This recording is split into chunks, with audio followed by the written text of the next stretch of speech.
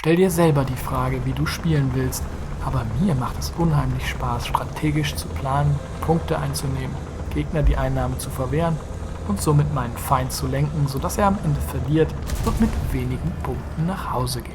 Wenn du die Punkte kontrollierst, kannst du auch richtig böse Hinterhalte planen und dem Feind auflauern. Ich bin dabei gerne kreativ und liebe es, wenn ein Plan funktioniert. Schaue über Hindernisse, die mich verbergen, und nehme Gegner raus, die nichts von mir ahnten. Dabei halte ich natürlich die Augen, aber auch die Ohren auf, denn auch der Gegner kann versuchen, den Überraschenden zu überraschen. Überraschung ist generell ein Schlüsselelement in War Thunder. Wenn man nämlich da um die Ecke kommt, wo der Gegner einen erwartet und schon das Rohr darauf gerichtet hat, geht die Sache selten gut aus. Wenn ich mich in der Situation wiederfinde, überlege ich mir, wie wahrscheinlich es ist, dass jemand von woanders auf mich schießen wird und warte gegebenenfalls einfach. Trink ein Teechen, sobald der Gegner nicht mehr glaubt, dass ich da komme, BAM! Wieder zurück, und wenn ich sehe, dass der nächste Gegner nicht auf meine Ecke achtet, kann man es nochmal versuchen. Bewertet nur immer euer Risiko. Einfach so durch die Gegend zu ballern ist natürlich auch ein Risiko, aber du verfehlst alle Schüsse, die du nicht versuchst zu treffen. Denk mal darüber nach. Aber nicht jedes Risiko sollte man eingehen. Wenn mein Panzer nicht mehr richtig kämpfen kann, Rohr, Geschützverschluss oder Turmring zerstört sind, versuche ich dem Gegner seinen Kill zu verwehren. Wenn möglich, lasse ich mich in Richtung meines Teams zurückfallen, und wenn der Gegner einem dann Killgeil folgt, rennt er manchmal in sein Verderben. Was im Umkehrschluss natürlich bedeutet, dass du dir zweimal überlegen solltest, wohin du einem sich zurückziehenden Gegner folgst. Es kann übrigens dein Verderben sein, wenn du zur falschen Zeit auf den falschen Panzer schießt. Mein erster Schuss auf den Panzer hinter dem Bretterstapel ging zu kurz. Passiert.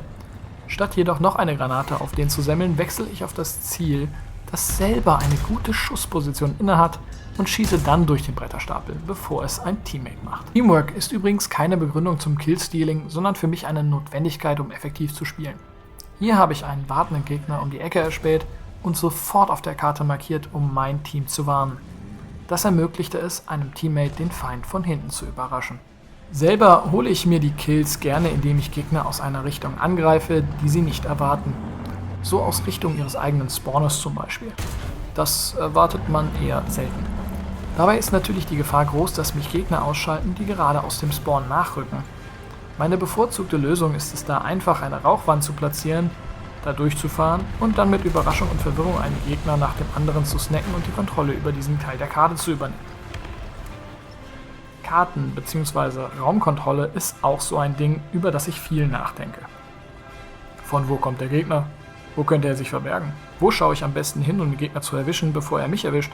Stellt euch diese Fragen und haltet die Augen nach geraden Linien, die in der Natur nicht vorkommen, sowie Bewegungen und Motordämpfen Ausschau und schlagt kräftig zu, sobald du jemanden siehst. Um bewusst auf dem Feld Entscheidungen zu treffen, benutze ich die von Colonel John Boyd für das US-Militär entwickelte Entscheidungstechnik der OODA Loop. Diese soll vor allem Kampfpiloten, welche unter vielen extremen Einflüssen in kürzester Zeit Entscheidungen treffen müssen, eine strukturierte Entscheidungsfindung ermöglichen. Observiere alle dir vorhandenen Informationen. Orientiere dich in dem sich dir bietenden Lagebild. Entscheide, was du am besten tun kannst und solltest. Agiere entsprechend deiner Entscheidung und starte von vorne, um das von dir beeinflusste Lagebild neu zu bewerten. Ich hoffe, das hilft euch. Ein Video zu Situationsbewusstsein verlinke ich euch hier, sobald ich es fertig habe. Wenn ihr euch über War Thunder austauschen wollt oder mir direkt sagen wollt, was ich besser machen kann, dann schaut doch auf meinem Discord mit dem Link in der Beschreibung vorbei. Man schießt sich, Peregrin Ende.